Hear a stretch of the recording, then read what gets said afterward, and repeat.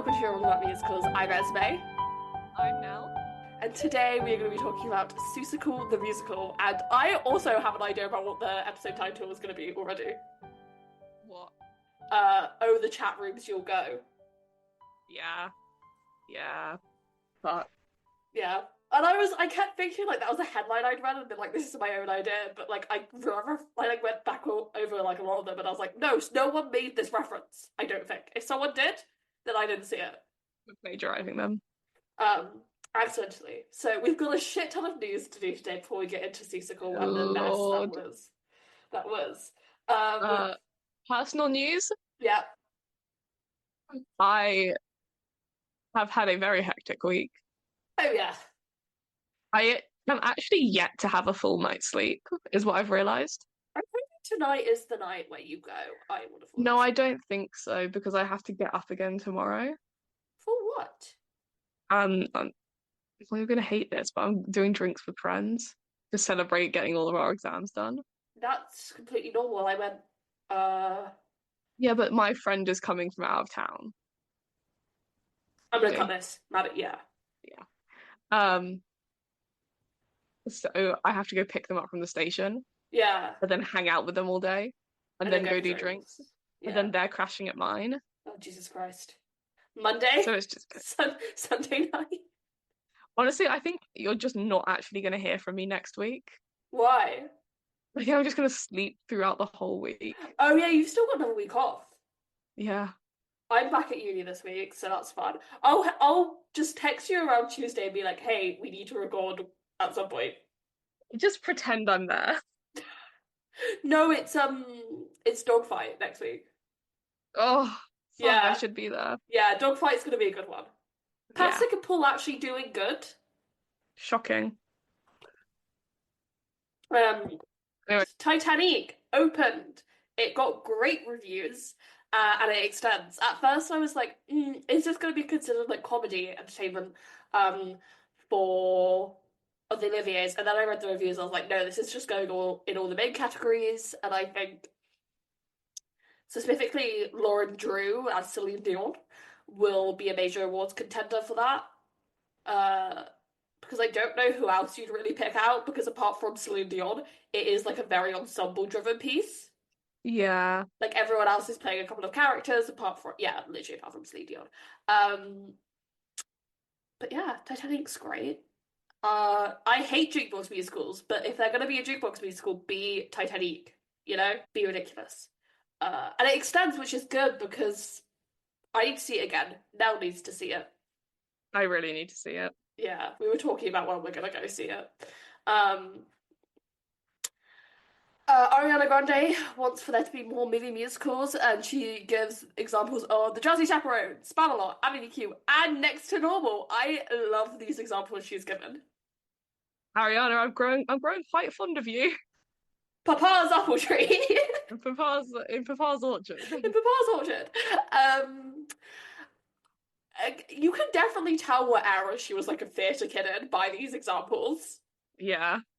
Um, love that she's like, I want these weird niche musicals. Because let's be real here, in the grand scheme of things, Jazz Chaperone's Battle Avenue Q and Next to Normal are pretty niche.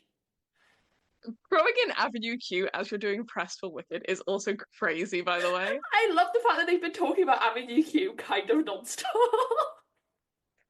I I hope she does the Avenue Q movie if it happens. I hope she's Kate Monster. Kate Monster is Honestly, yeah. she'd be down to do it. Like, I'm sure she'd be like, I'm now going to spend 2 years of my life learning how to be a puppeteer. It would be so honestly an Avenue Q movie would be so fun because you would just film it like Sesame Street, Yeah, like fully commit to it. yeah. But give us the Avenue Q movie. Give it to us. They could literally film it on the same like set as Sesame Street. Yeah. um, Now we've got Jordan Fisher, Maya Rafiko, Philip Boykin had their last shows at Hadestown this Sunday. Jordan Fisher decided to stage door for his last couple shows and sung Do You Want to Build a Snowman at the stage door. Um, Broadway Beat came up with the joke of it closing. Yeah. They were like, Hadestown is closed now. Um, Now you wrote this last part. He did a crazy riff, like Yeah, octave so at the end of If It's True. I just heard through the grapevine no other way, but But yeah, no, I also had that. he may have done a crazy riff I in have done octave at a the end of crazy If It's riff. True. Show you what I realized this week, which is so never seen a Hadestown bootleg in my life. Never seen a Hades No soundtrack. one checked my Spotify. Um, but I was No one listening. check her local files. No one checked my local files. No one checked my playlist called Hadestown Megamix and noticed that two songs are missing, but they're not missing from my version. Shout out Epic 2 and 1. Um, I realized something. You know, the when Hadestown Live from London, right? Having complete and total access to that recording has Sorry, my mum made texted me me, back. huh? My mum texted me back. We Oh, basically, that's a shame. Next year? yes. Yeah. Basically, Tentatively, yes. long story. Me and Nell just had a long debate of whether or not to go to the Olivier Awards. We're not going because we're My mum busy. offered to buy tickets for us to go Yeah, to the Olivier Awards. Very nice of her. very, very nice. However, Shout out to Nelson. the Olivier's take place 3 days after Esme's This Is due and a Mhm. month before mine is due. And like a month also before my like last. To tell you when my like 1st of May, big day for many reasons. Day I finish university, and day the Tony nominations come out.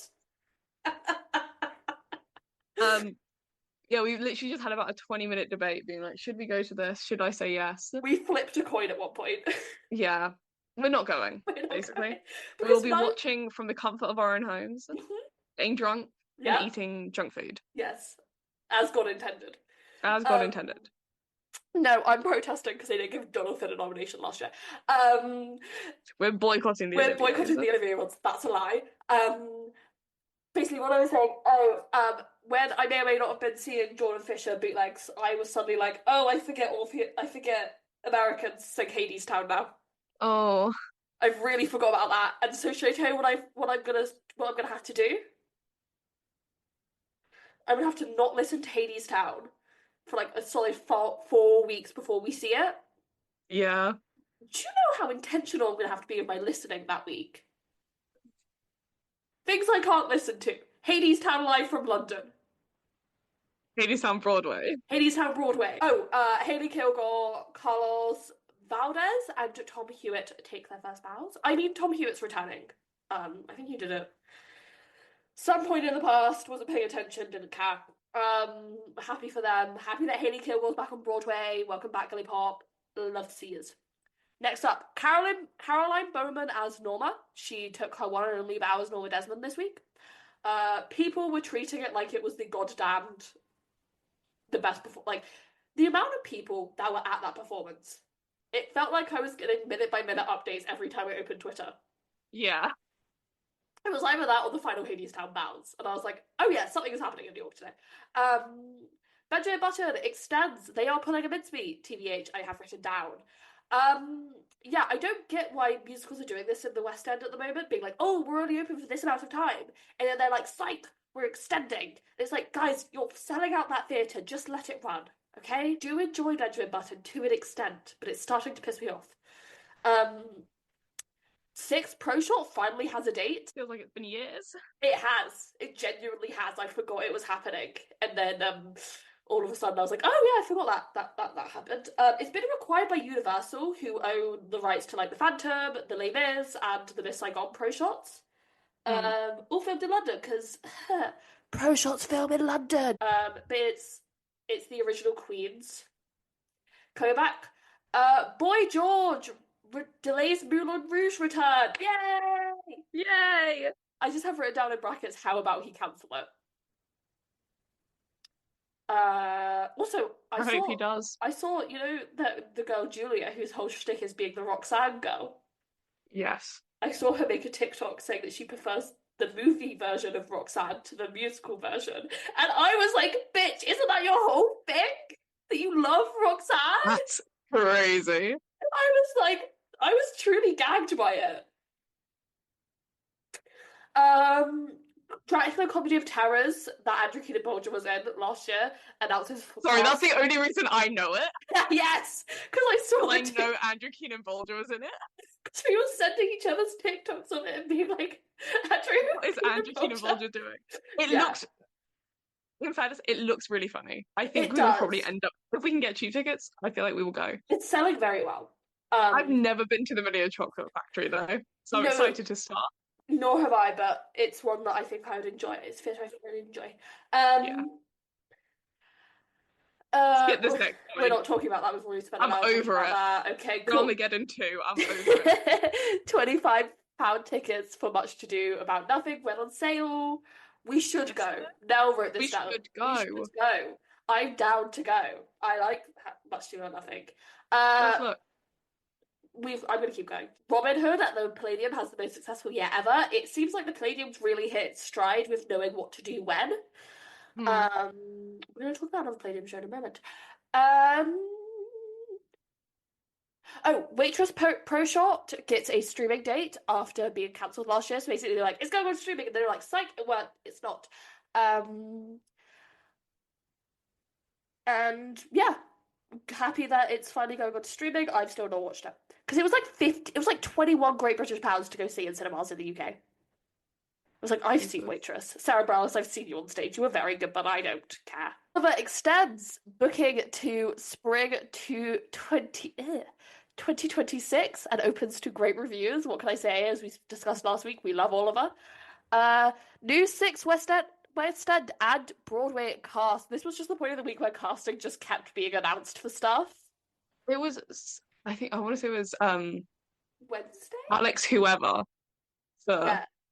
wasn't it tweeted something that was like couple West End show casts today, and I was like, oh, chill, we'll get like two casts, that'll be fun. But then literally every single time I checked my phone, there was like three casting announcements. But the thing with this is that like a lot of these castings have been expected for like months, like especially the Wicked West End cast change. People are like, they're supposed to be taking their bow like in 2 weeks or something crazy like that. Why hasn't the cast been announced? Um, My Neighbor Totoro casting announced as well. Yeah, I want to go see My Neighbor Totoro. Totoro? Totoro. Um, Totoro. Now this one has sent me on an internet rabbit hole. Who's surprised? Uh-oh. It's time for me to talk about my new music obsession of the week. I've not actually listened to any of his music. I've only listened to him do a cover of Norman fucking Rockwell. And a video games cover by Trixie Mattel that he's in the background of. I discovered that this week because I was reading his Wikipedia. Even though Blazada and Orville Peck are the next Sally and MC in Cabaret on Broadway. First off, even though Blazada girl, why? She is staying put. Sorry, because I was like talking about it with my friend Toby. We were discussing the traitors, and I was like, I need to tell you about this new cabaret casting because I needed to tell him about the Orville Peck video.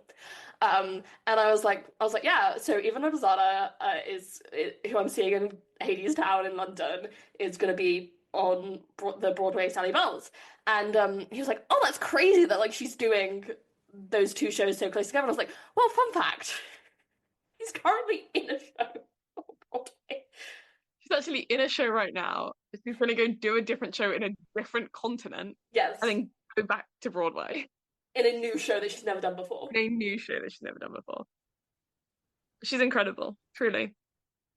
It's just confirmed, this casting, like on this level, has just confirmed something I've known since I was like a preteen. She's a Broadway star in the making. Yeah. I've known this for years, guys. Come on, I watched the Miss Saigon Pro Show and went star. Anyway, and then the Orville Peck.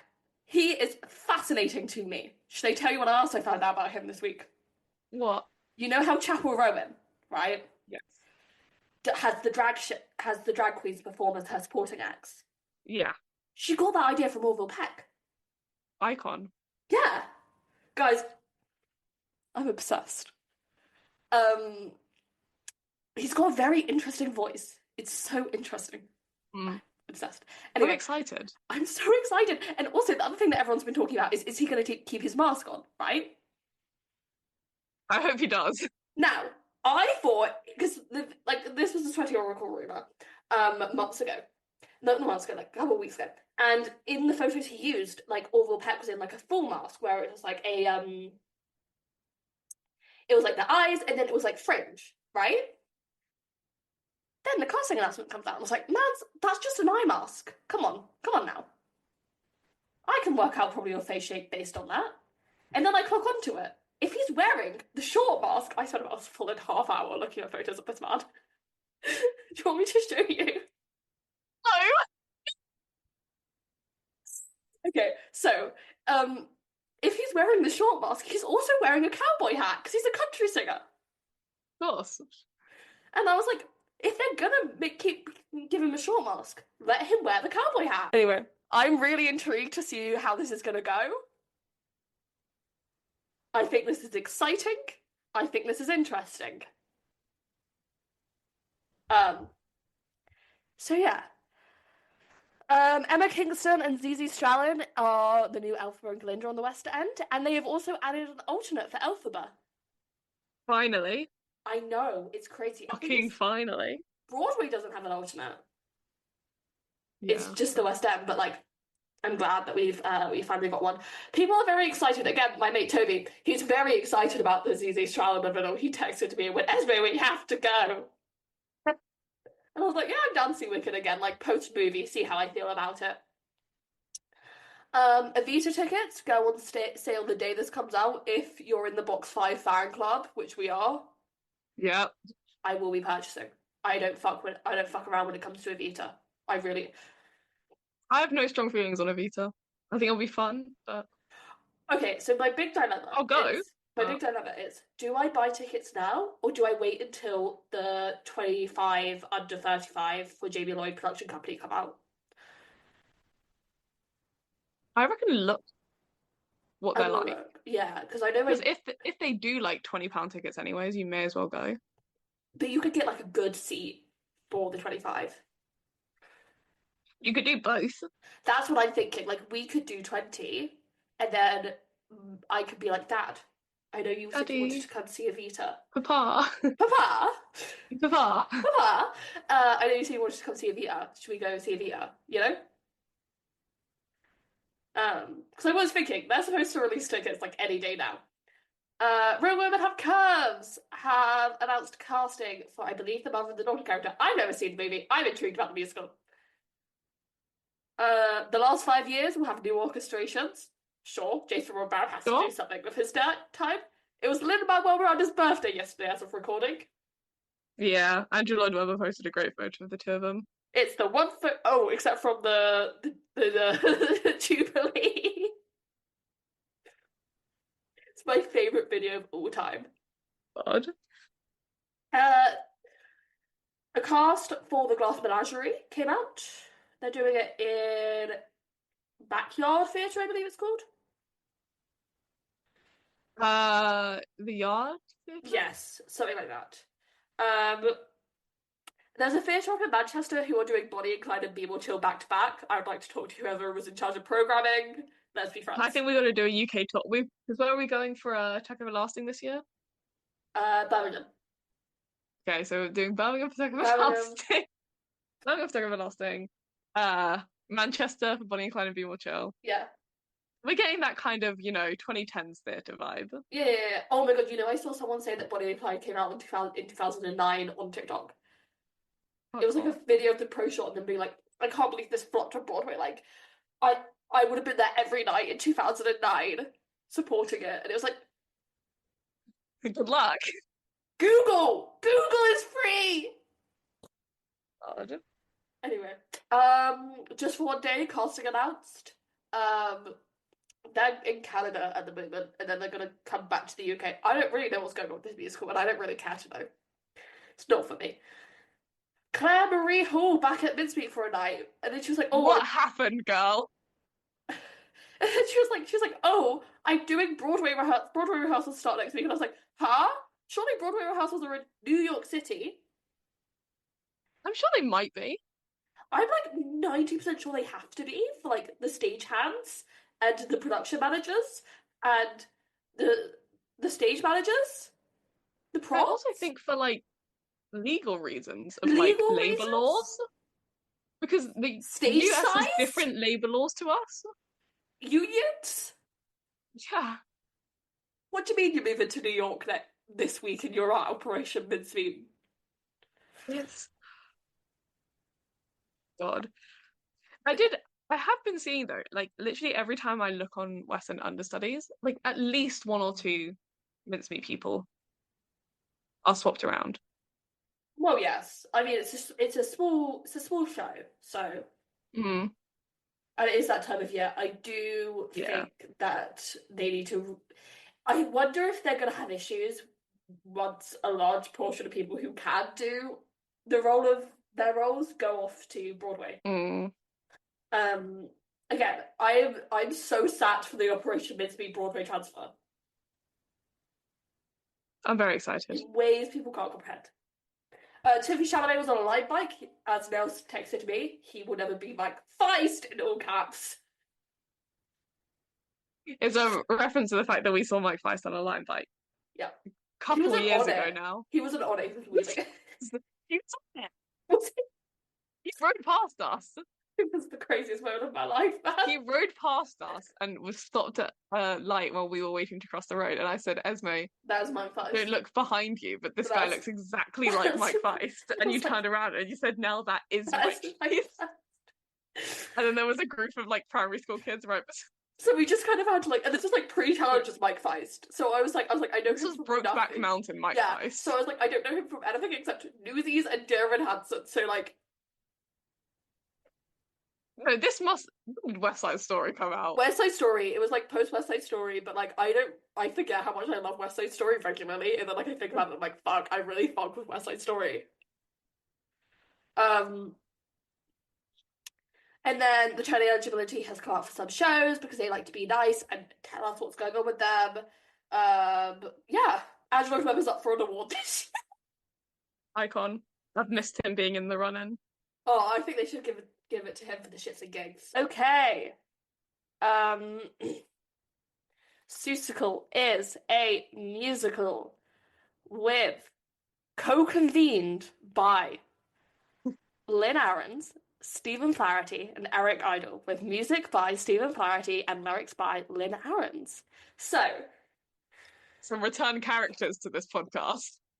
yes, big fans of Ahrens and Flaherty on this podcast. Massive. Check out our Anastasia episode where we literally just spend the entire time going, we love you so much. I You love guys these are guys. so good I really writers, love so these good guys. writers. These guys are the best musical theatre writers. So let's start with a very real sounding company, which I promise you was real. Livent. That is Icons. that is the actual spelling of Livent. Actually, there's no space, so it is Oh, with that. two E's back to Yep. back. Livent. I mean, they speak a lot of French in Canada. So,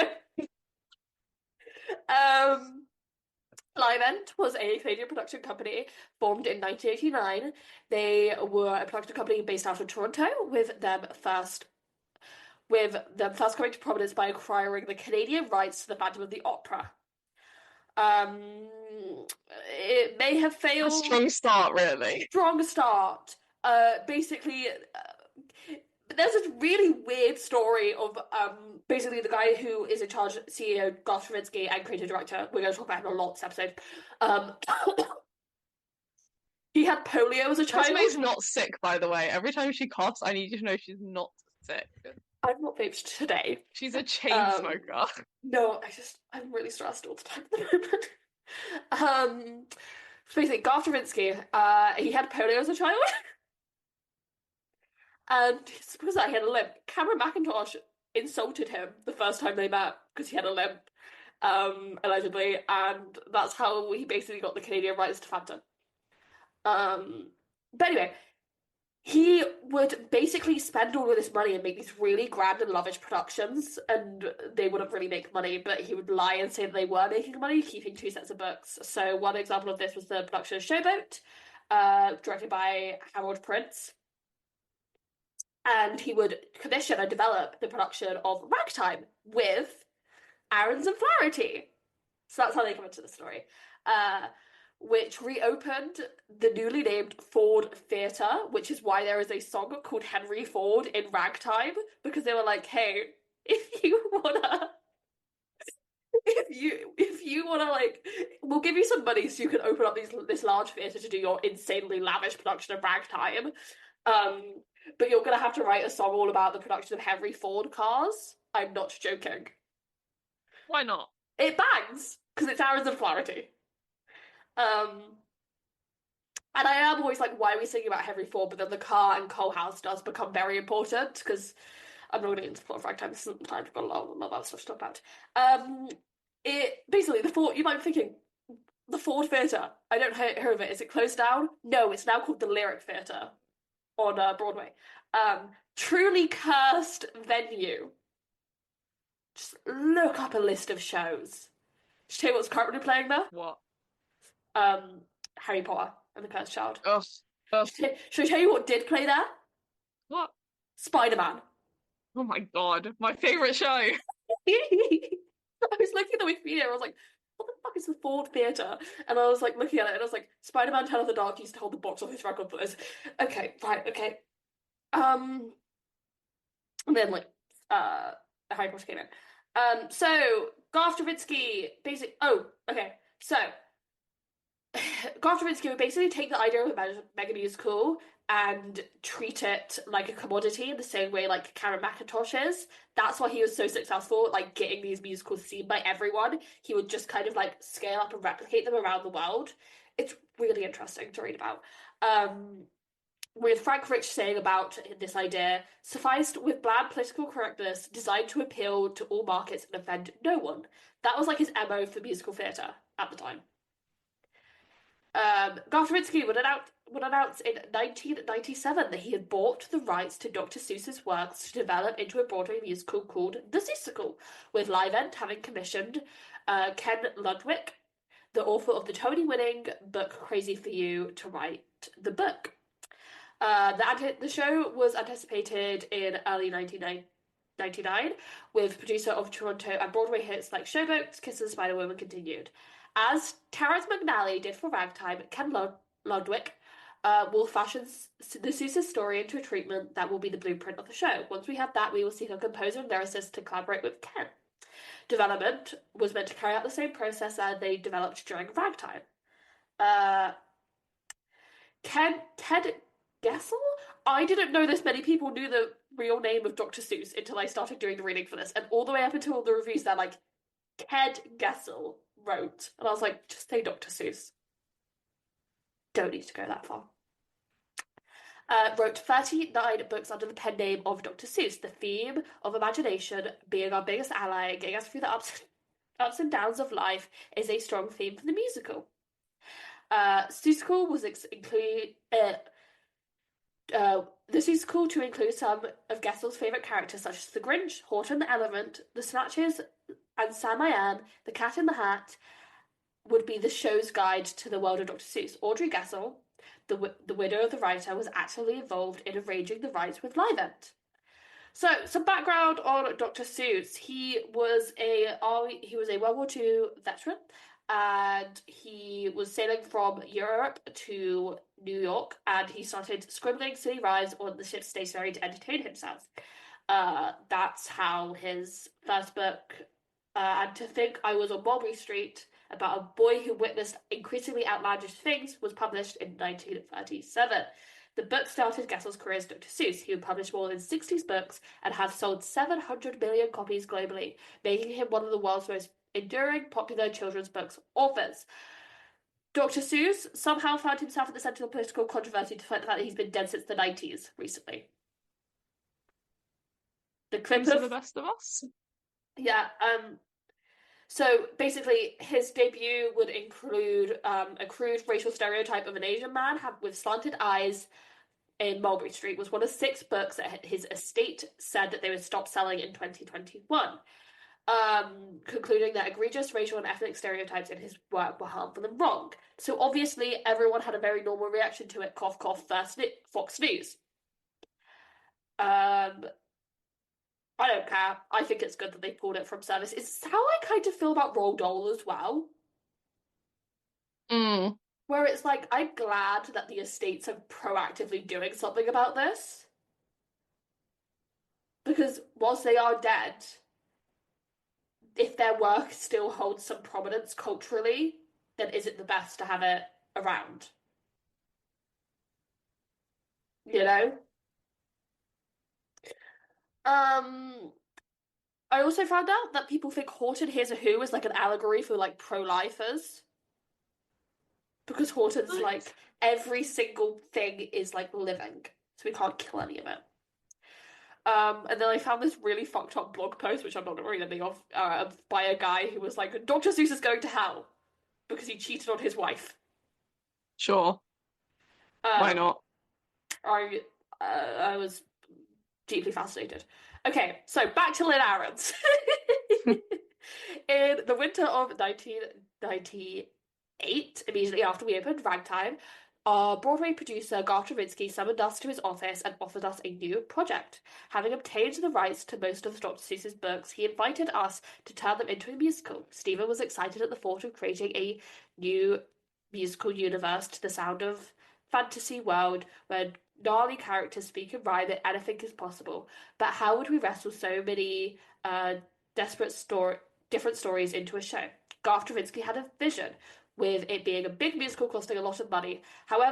This production, uh, however, his productions would not make its money back when Livent would go public, so you could buy Livent stock on the stock exchange. Sure.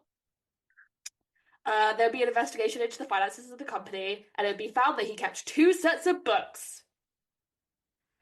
Guys, Garth Drabinsky is a fascinating man. Do you remember Paradise Square? Yeah, He's the guy behind vaguely. that. He's the guy behind Oh, that. okay. I don't know why he was allowed to produce something on Broadway. He's been to prison multiple times for financial fraud. In April of 1998, Dravinsky would step down as CEO. He would stay on board as co-creative director. In June 1998, Ken Ludwig would be removed as book writer, with him being replaced by Eric Idle of legendary Monty Python comedy group to pen the book. In November 1998, Livent would file for Chapter 11 bankruptcy, firing Dravinsky and other higher-up Golotop, launching a lawsuit to recover $225 million in damages from alleged fraud and accounting irregularities. Since Livent's financial troubles, they would be bought by FSX Entertainment, which owns Pace Entertainment. In May or April, sources say different things. Of 1999, they would have their first reading, with Eric Idle being in the narrator role of Cat in the Hat in the workshop. It would be good at this point, with Eric Idle saying that the score was so strong that it could stand up and have a concert at Royal Albert Hall in London. It was brilliant. Idle would envision the mayhem of the show, stream and debris flying up from the orchestra pits, arms reaching out of the walls as people dragged on stage. Sprint of anarchy is much more bad. I wanted the whole thing to be stick the green stuff, thinking that the cat in the hat would serve as a central MC, like the MC in Cabaret. It's like a weird fuck ass Dr. Seuss world, is what Hmm. was originally intended. And that would be the version in the workshops. In August of 1999, the Seusical would have a reading in Toronto, being directed by Frank Gatti and choreographed by Kathleen Marshall and co-choreographed by Rob Ashford. An insider saying to Playboy at the time, it's no big surprise that quite a lot. It'll be a big surprise to a lot of people when you see it. You really don't have to know about the Seuss's books to enjoy it. It's quite an adult piece, even though kids will get a kick out of it. It's a real testament to the universality of Theodore Gastel's writing, and at its core, it's really wild. The workshop will conclude with a slew of layoffs and live event in anticipation of the closing sale of FSX Entertainment. Basically, they would put on this workshop of Seussical, and then Livent would cease to exist. Jesus. Um, so the show would then be taken in a different direction, with Marty Bell, former creative director of Livent, saying Seussical uh, has initial conversations with Gowty had envisioned a simpler and show. We were looking to do the Fantastics. It was a show about words. Uh, a show, and then it like kind of became this big thing, and they didn't really want to. Barry and Fran Weisler, who are like prolific Broadway producers, they are the reason that Chicago is still running as long as it is. Uh, would take on the project following good buzz it was receiving from its workshops, working along its two major corporate partners, FSX Entertainment Group and Universal Studios. Eric Seidel would leave the show with him still having a credit as convener of the book. So at this point, the creative team is just Aaron's and Flaherty. And I love them, right? I think they've written some amazing music. I don't think they're book writers. They normally have a book writer. Anastasia, Terrence McNally. Ragtime, Terrence McNally. Don't know about What's on This Island, but I don't think it was them.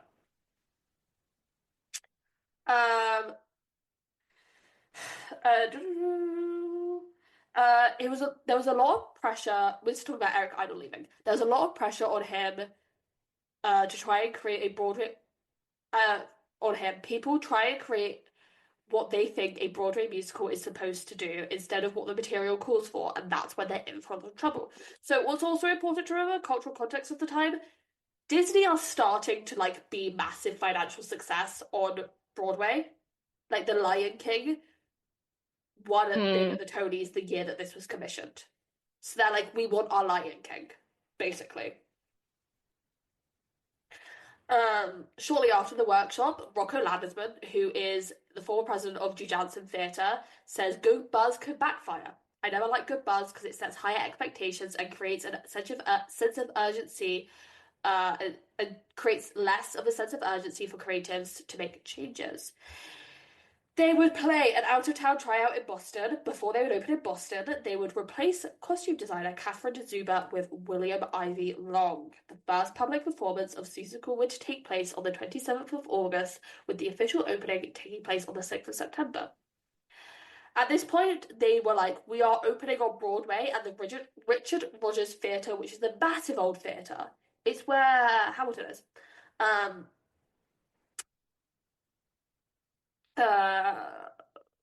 On the 9th of November.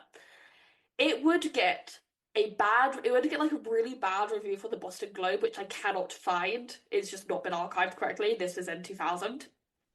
But according to Michael Riedel, a phrase to sum up, this is what it said, a phrase to sum up the brilliance of Dr. Seuss might be sophisticated and whimsy. Phrases that might sum up the blandness of Seussical is middle-of-the-road literal mindlessness, the paper said.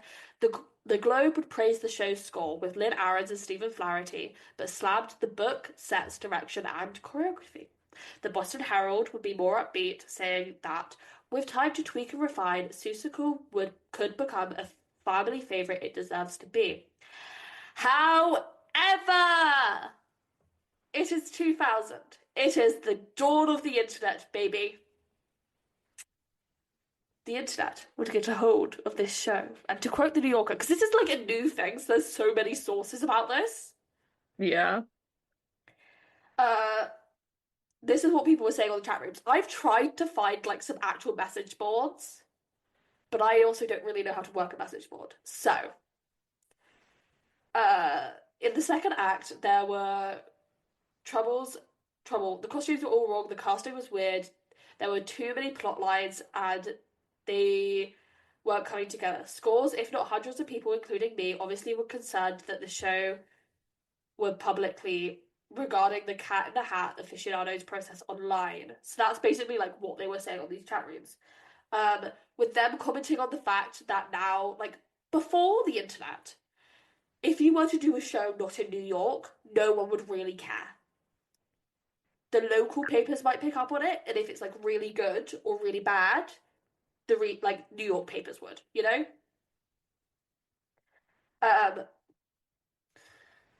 With them saying about the traditional out-of-town experience, for the past century, the road, Boston, New Haven, Philadelphia, Washington, D.C., among other cities, has always been plays and musicals tried out opening on Broadway. The road often produces a useful conspiracy of time. Artists, audiences, and critics to the show right before, mostly beyond the scrutiny of the New York press. Ticket buyers knew that they were seeing a work in progress, and well-regarded critics like Eric Horton at the Boston Herald American and Richard Coe at the Washington Post brought insider outsider's eye to pointing out the strengths and the weaknesses. For the most part, the showbiz types back in New York followed the show's progress through the grapevine in the trade. In general, a producer could count on the opening in New York to be a fresh one for the audiences. That hadn't been indicted by backstage chatter and the partisan musings of 1,000 armchair critics. Because now it's just kind of like assumes that the second a show is open anywhere, it is free reign for people's opinions. Yeah. Like, there will often be like a disclaimer of like, oh, this is a work in progress, so there might be changes made. But like, people are giving their opinions from invited dress rehearsals in some cases. Yeah. I mean, even with us, I think sometimes like we'll talk about like rehearsal photos getting released. And we'll be Yeah, like, oh, this looks like it's gonna be really good, or oh, this yeah, doesn't look that good. I was like, what have we seen? yeah. We've seen a picture of some guys standing in a room. And we're like, Us, shh, I don't think this is gonna live up to our expectations. us and Natasha Pierre in the Great Comet of 1812 were like, this looks good. There were moments where I was like doing this reading and I was like, maybe I should be nicer. I think that's the thing, like the internet has really changed how we view this kind of stuff, where it's Yeah. so easily accessible, and because of that, it's so easy to have an opinion. Mm. Um, I don't think that's a bad thing, No. you know.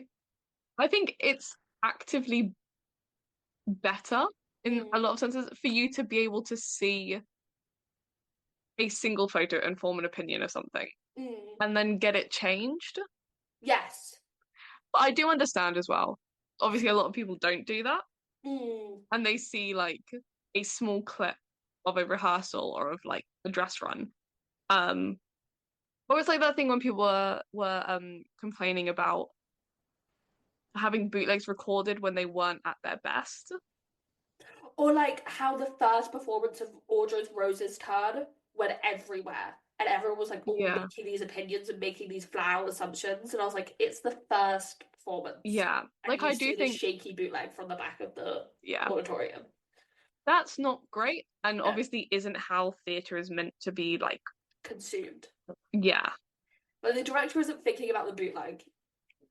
They're thinking about the people in the theatre. I think maybe that's why it's slightly different for us because we've never been into theatre in a time without bootlegs. Like, at Yeah. least from our perspective, bootlegs are like an integral part of theatre. I think bootlegs, I mean, the history of bootlegs could be actually its own episode. Yeah, Um, and I find it so interesting now, especially with the Hadestown cast change, how like big theatre accounts were like posting bootlegs, where even 5 to 10 years ago that would never have happened. yeah. Um, Um, but I think that's the thing of like theatre being on the internet is just something that's always been like a fact for me. yes, like I remember watching like bootlegs of Matilda as like a small child. Like watching bootlegs of things. I've never watched a bootleg in my Never life, watched but I I have can never watched a bootleg imagine. in my life. Never watched a bootleg. But that seeing like photos or production stills, having people talk about like basically a game of telephone a lot of the time where someone said, I went to go see this show and this is what happened and this is what I thought. And then like being able to turn around and talk to a friend and be like, so this is what's happening at like Broadway production of The Hampton. So this is what And I've here's what I heard think. happens at Dear Evan Hansen with Ben Platt. If you sit on the first row, he spits on you. Yeah. I You there know, is like for me, that's just something that shouldn't have to be considered something to account for. mm-hmm. Whereas I realized that for a lot of like Broadway producers nowadays, that's still something that is a recent change. And like there's a lot that can be said about the way that the theatre has utilized the internet. In a lot of ways, they've been very slow to catch on. Yeah. Like I still think that it's insane that Avenue Q is kind of the only show to have done a campaign as hot like as they did. I know that what did the campaign? The Secret Garden did like a soft campaign, nowhere near Avenue Q levels, but it But had I think like something. Avenue Q not only like really pushed what their show was, which was a comedy, which was like in your face funny, and encouraged people to go see it. It's that they used the internet for it. Yeah. Like they were campaigning online. You could not escape it. Should And maybe that's the difference now is that like if you're trying to like promote online mm, and it's like, oh, you can't escape seeing this thing. It's mm. like, yeah, I can. I know how to block. I know how to like not interested in this post. But I mean, it's something like I can't believe someone's not done the Great Gatsby model sooner, if that makes Yeah. sense. Because there's a couple of shows where I'm like, you guys just you there's a way to make your show go viral, kind of on purpose, Yeah. and I cannot believe more shows aren't using it. I mean, I would say Death Becomes Her is Oh, giving it a fair shot. Death Becomes Her is giving Gatsby a run for its money. Also, I hate what's currently going on the Gatsby TikTok page. Take it. You know what? No, I If can't even if I can't if look. if TikTok's gonna go down, then fuck it. They deserve it for what's going on that TikTok page at the moment. I sent you a TikTok of Jeremy Jordan and Ryan McCartan. I watched it for about like 2 seconds and I was like, yeah, I ain't watching this. That's all right, but my caption was to now. This is weird and unsettling for so many reasons. But you can see how short Jeremy Jordan. He really is like 5'8". And I saw someone in the comments because I was like, "Other people find this weird?" And then one of the comments was like, "This is so cool." And then someone was just like, "He's so short. What the hell?" Um, no, I'm thinking about it a lot in like relation to Why Am I So Single? Mm, Because they're a show that's primed to go viral, have these really big moments, and they just didn't for many reasons. And they're closing this week, which I think is really unfortunate. But shout out to Why Am I So Single? shout out to Why Am I So Single? Um, but what was I going to say? Yeah, I don't think I do find it interesting that Seussical was the musical that everyone was like, this is going to be the thing that's going to kind of create the foundations for Broadway Internet. It's like bad Cinderella vibes, where we're all like, no one actually truly cares about this musical too much. We're all just kind of a bit bored. Yeah. Because, like, Bad Cinderella was a train wreck kind of from start to finish. Seussical feels like it's the same way of it already being like quite a salacious story of bankruptcy and changes to the creative team up until the last minute, and then all of a sudden people are suddenly have this forum to talk about every single change that happens. Anyway, um, according to a New York Post uh article, they would say Seussical will probably lose 1 million in Boston. And had it opened to good reviews, they would have added an extra week to the Boston run. A plan has now been abandoned, production sources say. They also say that it is hurting ticket sales in New York. The show's advance is set to be less than 1 million. People think it's a kids show and they're not sure and they're reluctant to buy it. Lion King, which was the gold standard, had 8.5 million. Um, they're basically like, oh yeah, it'll be fine, we'll be fine, we'll be fine. And then the New York Times goes on to say at the end, days where a show could be revamped quickly out of town seem to be over. Complex, computerized sets have replaced flats and painted backdrops that can easily be scrapped. In addition, the Dramatists Guild contract gives writers a lot more control over their work. They once had gone are the days when the producers like David Merrick could bring a show doctor to do rewrites. At the time, Lynn Ahrens would say, Lynn Ahrens, like, she wrote a really nice article in 2008 kind of talking about her experience with Seussical, so that's where a lot of the quotes from her come from. It was painful because I didn't understand why I couldn't figure out the venom. Talking about the experience of it being discussed on the internet, we never knew. who would walk out of the elevator next. All this backstage turmoil created much fodder and speculation. The internet began to buzz with gossip and skepticism. Uh, the intimate minute-by-minute reports on our work in progress. We were out of town. Traditionally, private space for a creative team to do their work. But to our dismay, Seusical had become the focus of intense internet scrutiny. It was the first show to ever experience that phenomenon, but certainly not the last. I believe from the minute we arrived on Broadway, many of the minds had been made up. On Broadway, it would cost $8.5 million to produce. Back on, like, they pushed back the Broadway opening by a month, then bringing Rob Marshall to work on the show in conjunction with a visual director, Frank Gatti, and choreographer Kathleen Marshall, who would remain with the production. So, the news of all of this turmoil, where would it break first? I wonder where. Broadway.com. Love of my life. So, I mean, for us, it is so normal for Broadway.com to be there first. The scene of the crime. Scene of the crime first, Broadway.com pick it up. Their website is shit. I don't care what you say. Your website's fucking shit, Broadway.com. I hate using your website. But Broadway.com reporting on something, fork found in drawer. You know?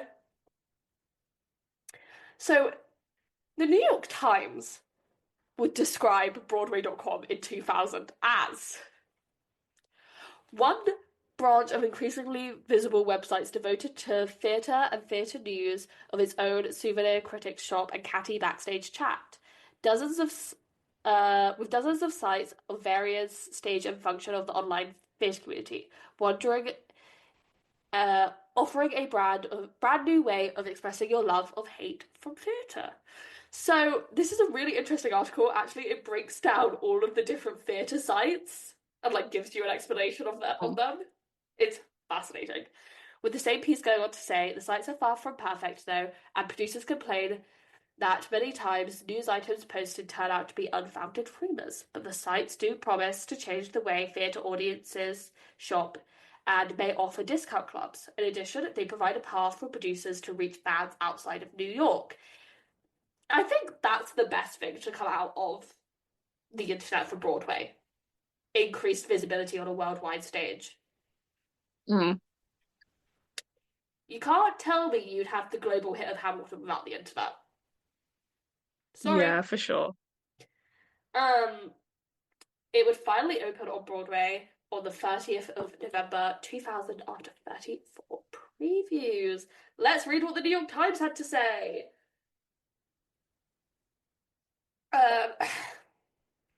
Singer Louise Mama Rose, the ultimate stage mother, offered her frailing daughter in the great American musical Gypsy.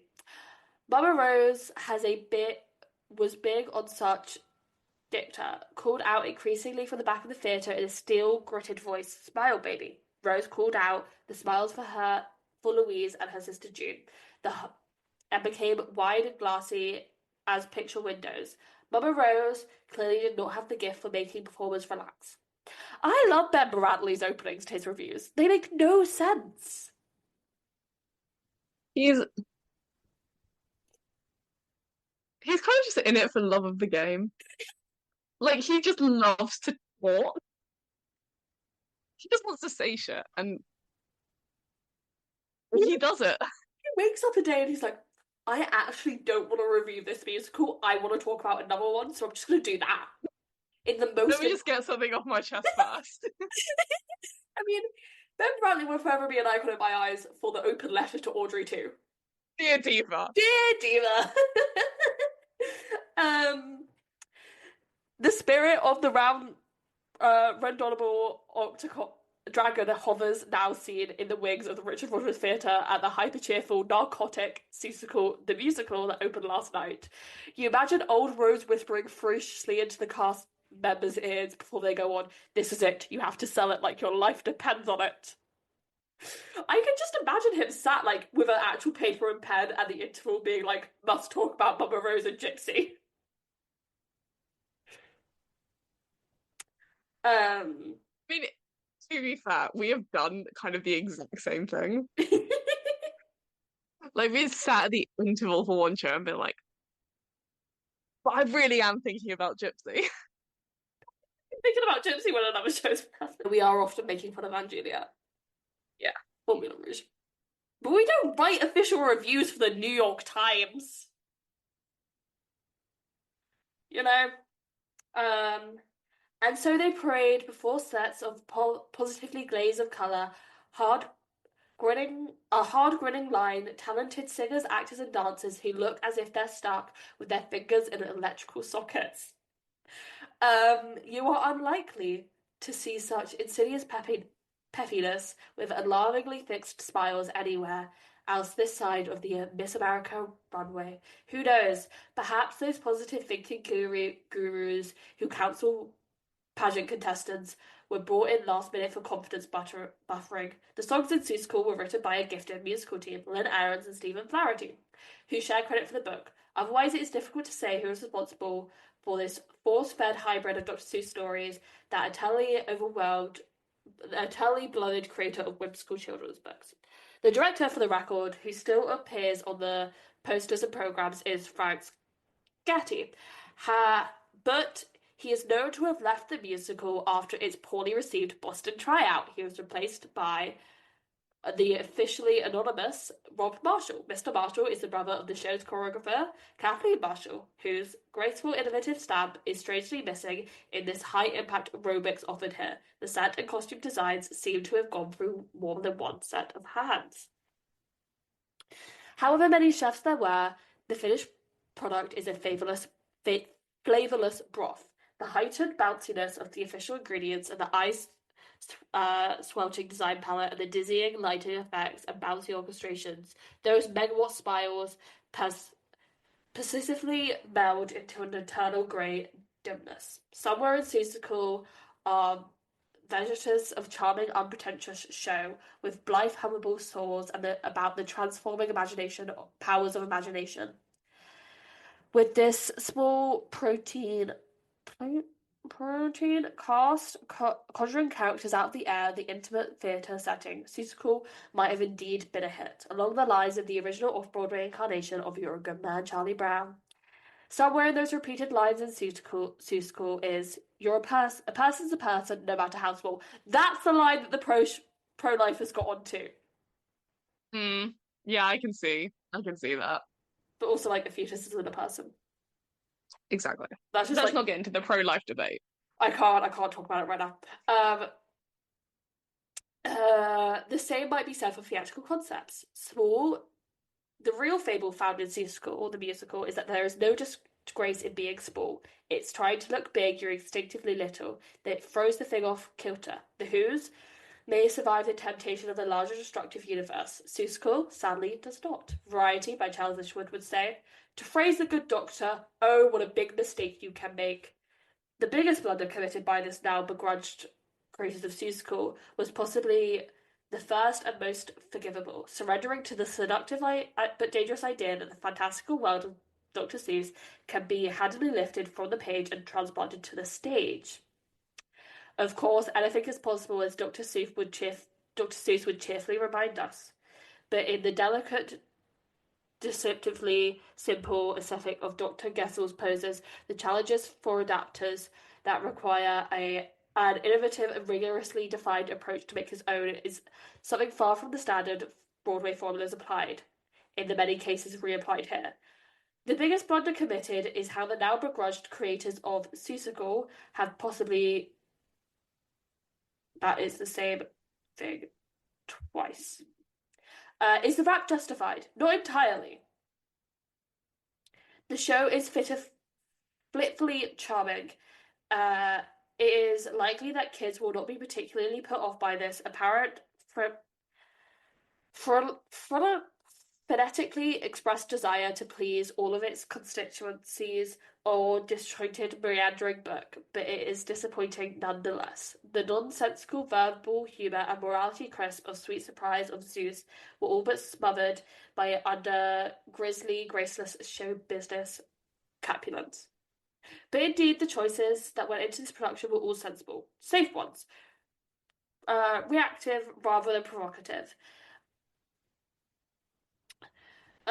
Concerned with retaining the widest possible Broadway audience, both adults and kids, rather than capturing the special atmosphere of the source material. The results, not surprisingly, are lacking in adventurousness and inspiration that breathes from every page of the Dr. Seuss books. It is synopsis time. Yay. Oh, sure. Well, there's really I not a don't plot know to if, this thing. yeah, I was gonna say, I don't know if two lines can encompass what the fuck happens in Seussical.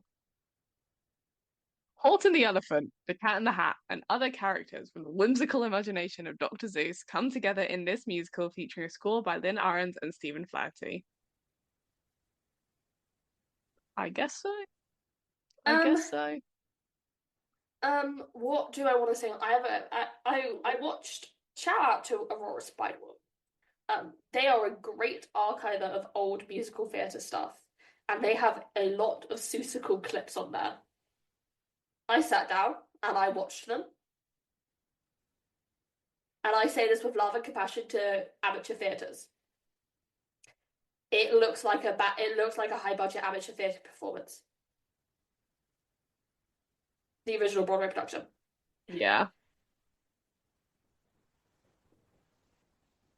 I was just there. First off, the Cat in the Hat scares me. Fundamentally, the Cat in the Hat scares me. Okay. So when they have him pop out at the start of the show and then slide down and start telling you about the wonders of imagination, I'm like, no, get off, go away. And then they all start chanting Seuss, Seuss, Seuss. I was like, oh my god, and these are the people who wrote Your Daddy's Son? Jesus. But I do think Seussical is meant to be insane. I want to see the Eric Idle version so badly. Mm, Because I think that got that, like, you shouldn't take this seriously in any capacity. You know? yeah. The one part I like, the one part I was like, you know what, this fucking bangs.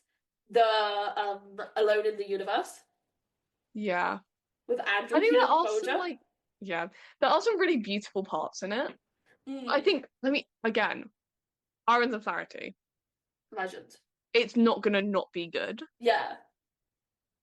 Um, I do just think it's again one of those shows that's kind of a hard sell and a hard to talk about in our case because Yeah. it's what do I say beyond it's insane, but it's really funny and it does have deep moments. Like I can't give you a play by play. I've been like this bit's happy, then this bit's sad, and then this bit's like This funny. this this means this because all meaning and everything interesting has been sucked out of it in the interest of making the most commercially effective thing. Yeah. And also, I will say yeah, what go was I say? ahead. Sorry. No, you go ahead. Mine was just gonna be about it as a school show. Oh, I've got a section on that and how it comes to be the school show. Because I feel like that's the kind of most interesting part about it. But I mean, for me, it's the downfall of Grafton scheme, but I just love a story like that.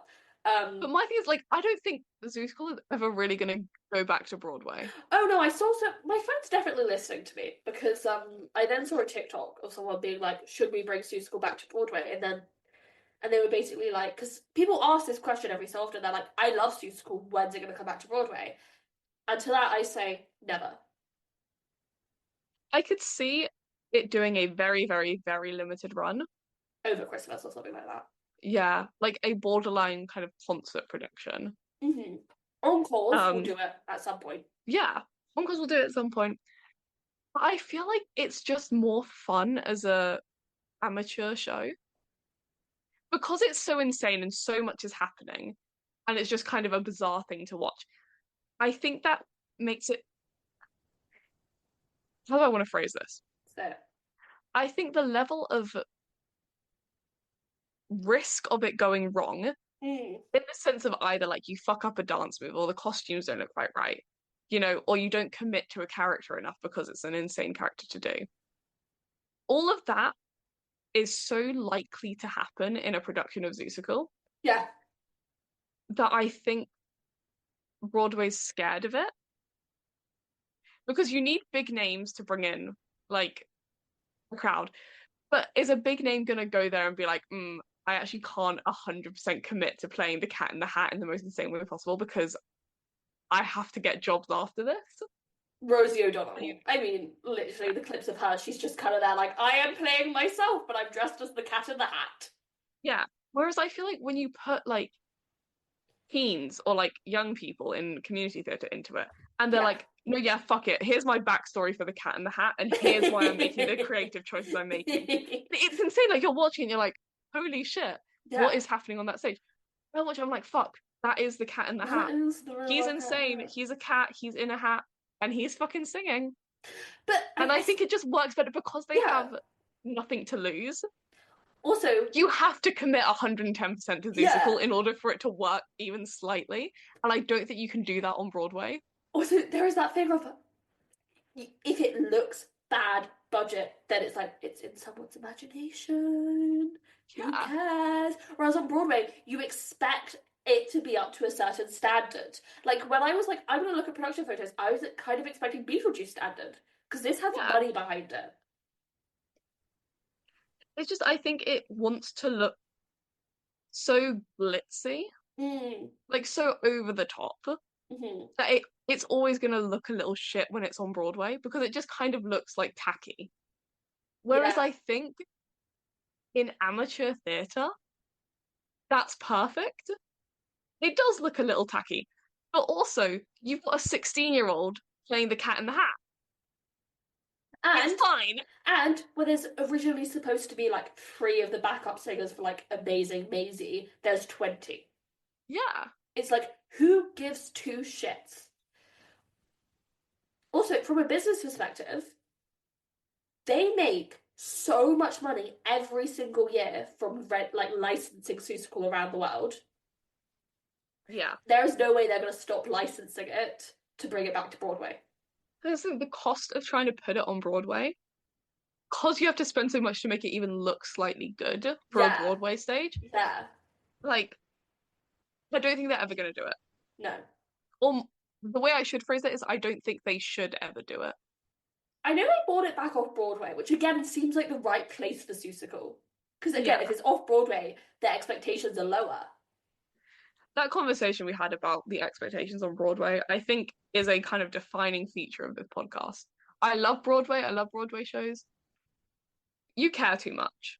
You care too much about like looking good as a performer or as a like production I think it's to commit to the role I think it's sometimes the production. anymore. I really like Alone in the Universe. I think that's a good song. I think Kevin Chamberlain also sells it in those I clips. love Kevin Chamberlain. Kevin Chamberlain is not afraid to be so weird, and I think that's why I love him so much. Yeah.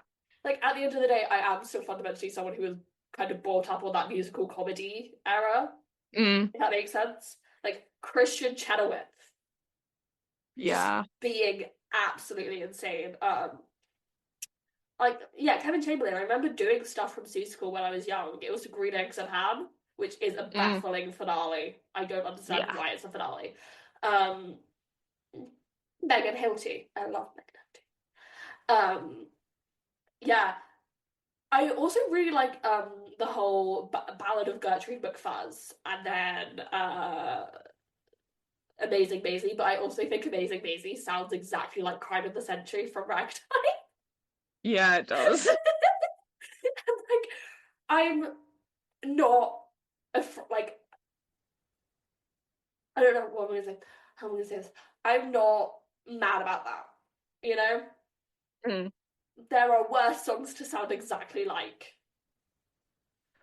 Um, but yeah, that's. I can tell Seussical has a large legacy in schools because when I was like searching stuff about it, one of the like most like one of the search terms that comes up is what's the biggest role in Seussical, Yeah. which I think is actually hilarious.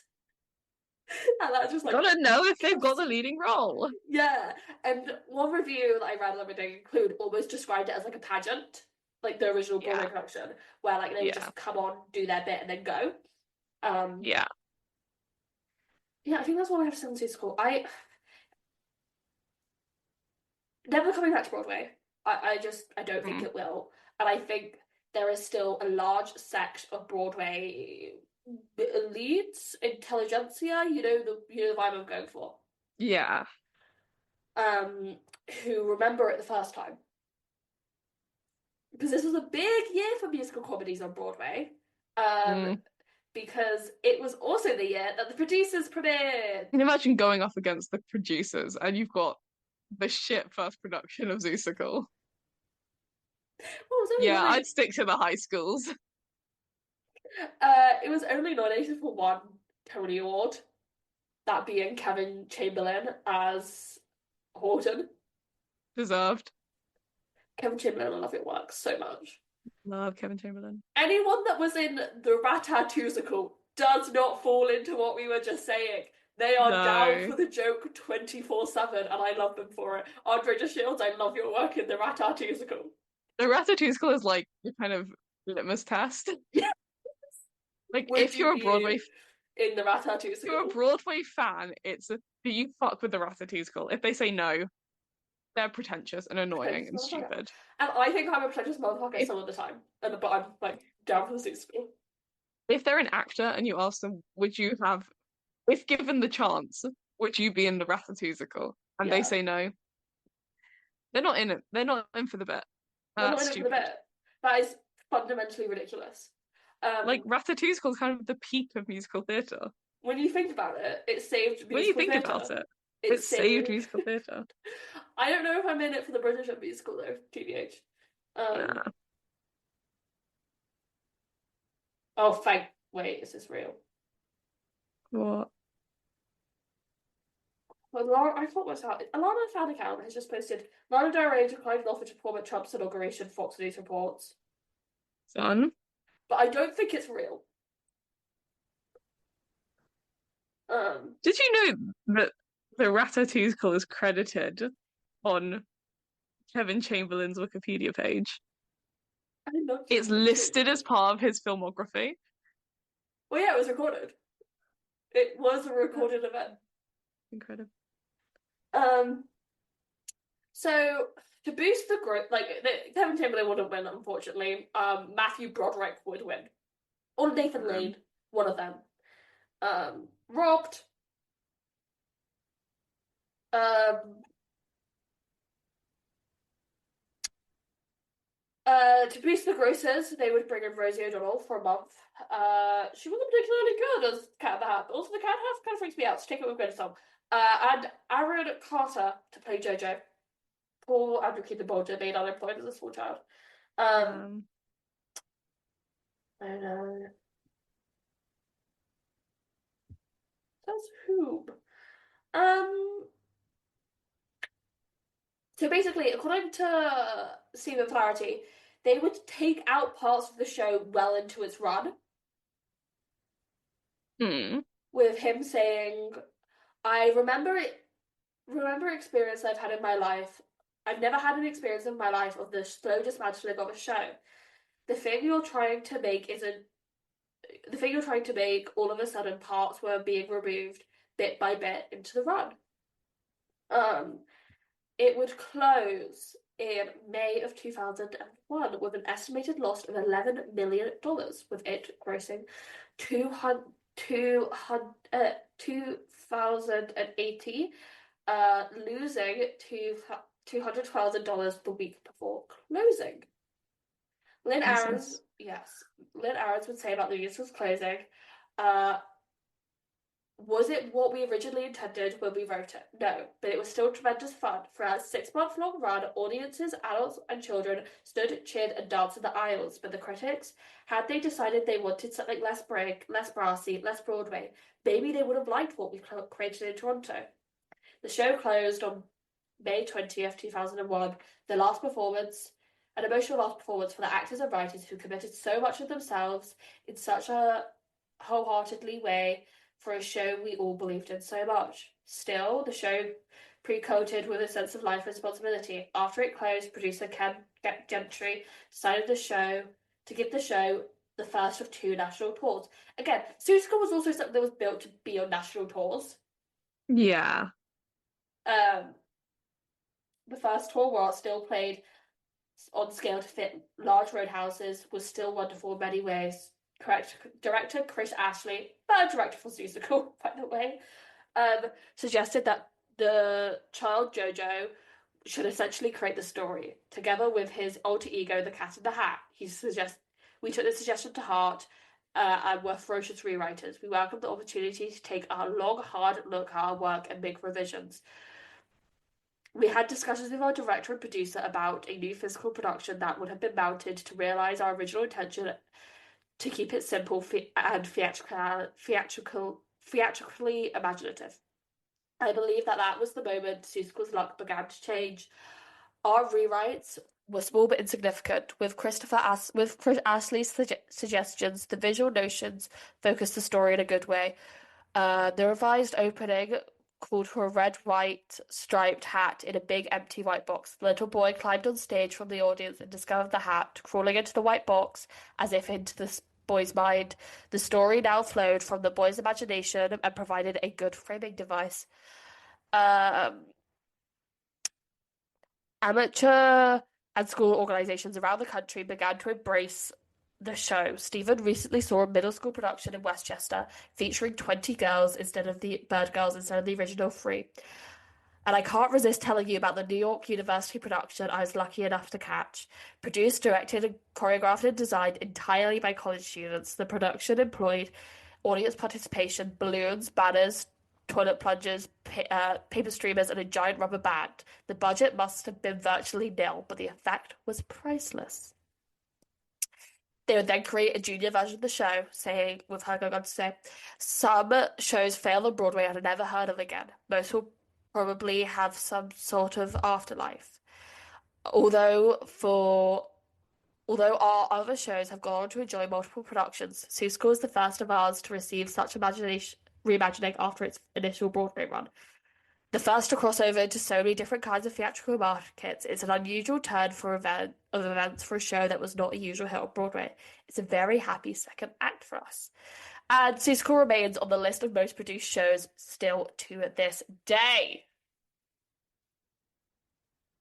And that has been... That's Seussical. That's Seussical, the musical. That's Seussical. That's Seussical, the musical. That's Seussical, baby. Next baby week. How many weeks have we got until we completely mentally check out for months? Well, I know what the first week of February is, and that's not us checking out. That's us being funny. That's us doing the bit. Yeah. Okay, we've got about a month left. Yeah. Okay. Next week we are doing Dogfight. Yay! If you ever think we're too mean to pass like a pool, tune in next week. We won't be mean. We love Dogfight. We love Dogfight. We love Dogfight so much. Follow us on social medias. If TikTok does actually go dark, I will start posting on Instagram Reels. TikTok won't go down for us.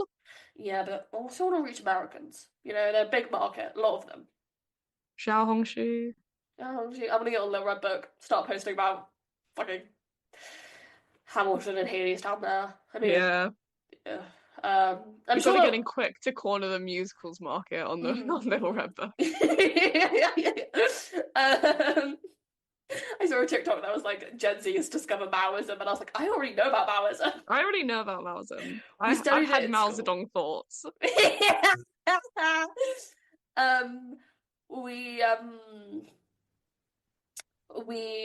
We studied at school. We didn't become weirdly obsessed with Mao as 16-year-olds. Well, just for fun. No. But yeah, we've got a good month coming up, I'd say. Yeah. And anyone would like any suggestions about things we could just do for 2 months or so? There are still going to be normal-ish episodes then. Like, news is still going to be done. We're still kind of working out what it's going to look like. News is going to be done. There's going to be some revamp episodes because Jesus Christ, you guys need to learn about what actually happened with Hamilton. You are starting to really piss me the fuck off. Anyway, speak to you all next week. Bye bye.